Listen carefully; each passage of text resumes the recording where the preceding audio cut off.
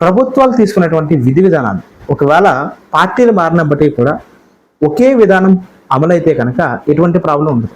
For example 2014లో అమరావతిని అందరూ ఒప్పుకున్నప్పుడు 2019లో కూడా అదే కొనసాగి ఉంటే కనుక రాజకీయంగా ఎటువంటి సమస్యలు ఉన్నప్పుడు కూడా ప్రభుత్వ పరంగా ఏ పార్టీ వచ్చినా ఒకే రకమైన నిర్ణయాలు తీసుకుంటారు కాబట్టి ప్రజల్లో గందరగోళం అనేటువంటి ఉంటుంది.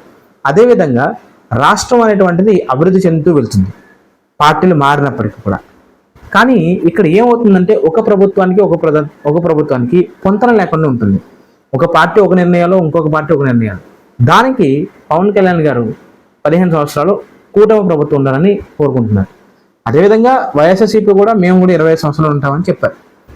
అయితే ఇవన్నీ పక్కన పెడితే ఖచ్చితంగా ఒక నిర్దిష్టమైనటువంటి ప్రణాళికతో రాష్ట్రాన్ని అభివృద్ధి చేయడానికి ఖచ్చితంగా ఒక పాలసీ అనేటువంటిది తీసుకుంటే దాన్ని ముందుకు తీసుకున్నారు.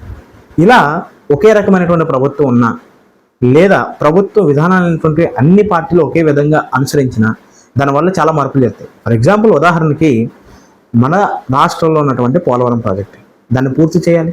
అదేవిధంగా అసలు ఇంకా మనకి బేస్మెంట్ లేనటువంటి అమరావతి దాన్ని మనం తయారు చేసుకోవాలి, ఒక రాజధానిని తయారు చేయాలి.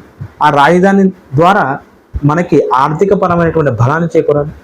అంతేకాకుండా మనకు ఉన్నటువంటి వనరులు లాంగెస్ట్ కోస్ట్ లైన్ కావచ్చు, లేదా పెద్ద పెద్ద సిటీస్ ఉన్నటువంటి వైజాగ్ కానీ, విజయవాడ కానీ, నెల్లూరు కానీ ఇలాంటి సిటీలన్నీ కూడా బాగా డెవలప్ చేయాలి.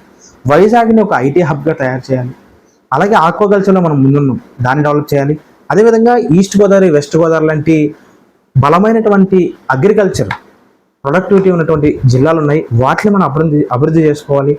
వాటికి ఇప్పుడు వచ్చేటువంటి ఫ్లడ్స్ని మేనేజ్మెంట్ చేయాలి. ఇవన్నీ చాలా రకమైనటువంటి సమస్యలు ఉన్నాయి. వీటిలన్నింటినీ కూడా మనం ఎప్పుడైతే అధిగమించి రాష్ట్రాన్ని ఒక ఆదాయ వనరుగా మార్చుతామో అప్పుడే మన అభివృద్ధి అనేటువంటి చూడొచ్చు. ఈ విధానాన్ని పాటించాలంటే ఒకటే ప్రభుత్వం ఉండాలి. ఇది పవన్ కళ్యాణ్ గారి యొక్క ఆలోచన విధానం నాకు అర్థమైంది.